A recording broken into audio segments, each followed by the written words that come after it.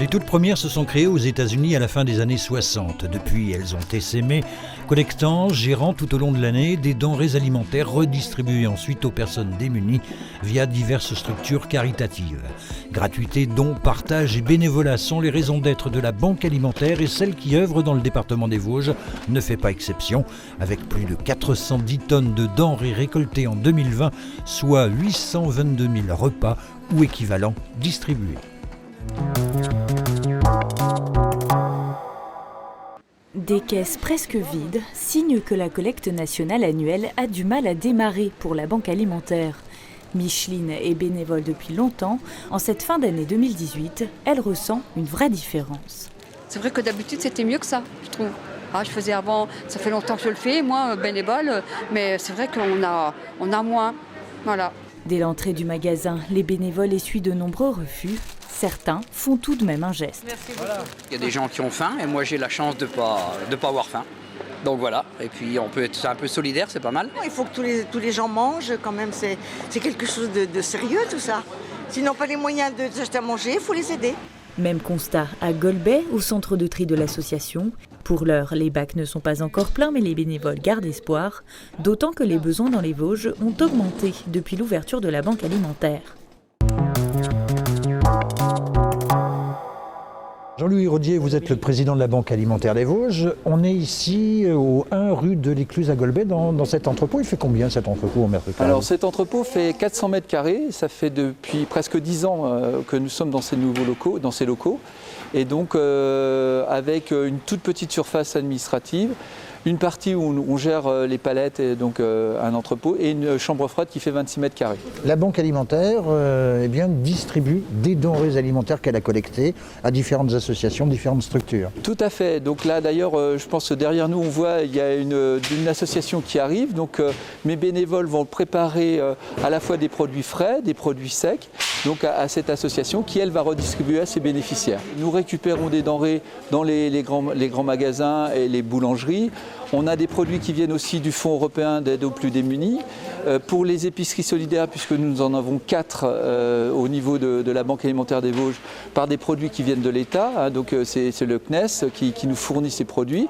Donc, et là, on fait des livraisons, enfin les associations viennent chercher tous les matins les produits pour leurs bénéficiaires. Et puis vous avez aussi le grand public qui vous fournit en denrées alimentaires grâce aux collectes nationales. Tout à fait. La collecte qui vient de se passer là, donc dernier week-end de novembre, où là c'est des dons de produits, de denrées. Alors c'est des produits intéressants puisque c'est des produits qui ont des dates qui vont excessivement loin, donc on peut les stocker pendant un certain temps. Généralement la collecte, on va dire, on collecte au mois de novembre, fin avril, on a terminé de distribuer ces produits de la collecte. L'année dernière, fait particulier, on a eu énormément de dons, puisqu'on a eu presque 13 tonnes de plus que les autres années, donc on est passé d'une vingtaine de tonnes à 30 tonnes. Et là, jusqu'au mois de septembre, on avait encore des produits de la collecte 2020. Alors il y a eu un regain de solidarité parce qu'on était en pleine période de crise sanitaire. Voilà, je pense que c'est la crise sanitaire. Et puis on a eu un autre facteur, alors sans concurrence aucune avec les Restos du Cœur, mais les Restos du Cœur des Vosges n'ont pas fait de collecte en 2020. Donc ce qui fait que les gens ont vu une association qui faisait de la collecte alimentaire et vu les conditions avec la Covid, etc., ont vraiment fait la générosité, ont donné beaucoup. Voilà.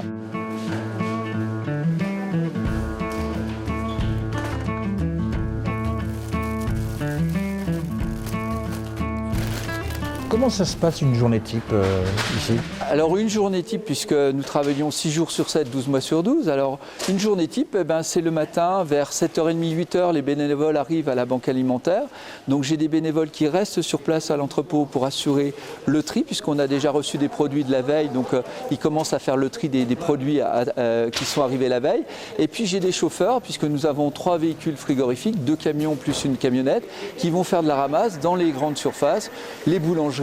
On va même assez loin puisqu'on va jusqu'à Contrex, on va jusqu'à Saint-Dié, on va aussi Remiremont. Oui, donc le maillage est bien. Voilà, le maillage on va dire sur l'est du département. C'est vrai que sur la plaine, à part Contrex, nous n'avons pas la possibilité d'aller trop loin. Neuchâteau, ça fait quand même des distances assez conséquentes.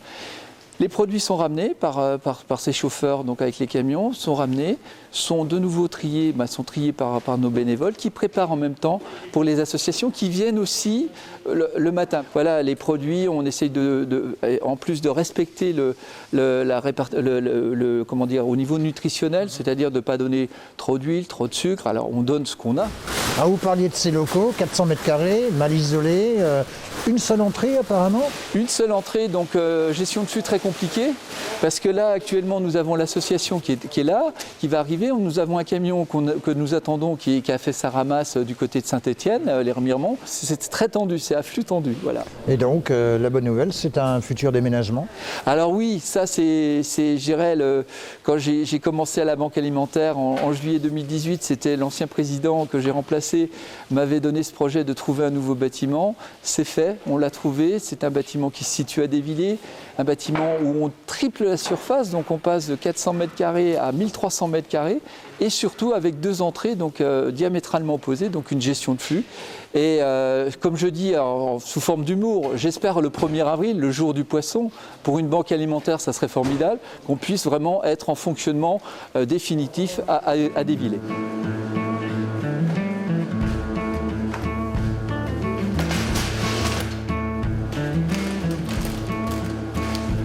Jacqueline, vous avez 75 ans, une vraie jeune fille. Eh ben, c'est bien, merci. C'est ce qu'on dit de vous ici en tous les cas. Oui. Vous faites partie de la trentaine de bénévoles qui aident la Banque Alimentaire, ça fait combien de temps? C'est ça fait 4 ans. Pourquoi vous faites ça? Parce que je trouve que j'aime bien aider le monde, j'aime bien aider les gens qui ont des difficultés déjà. Je sers à quelque chose. De bon cœur, j'arrive et on est des bonnes équipes. Hein. Comment ça se passe votre journée ici alors? Qu'est-ce que vous faites?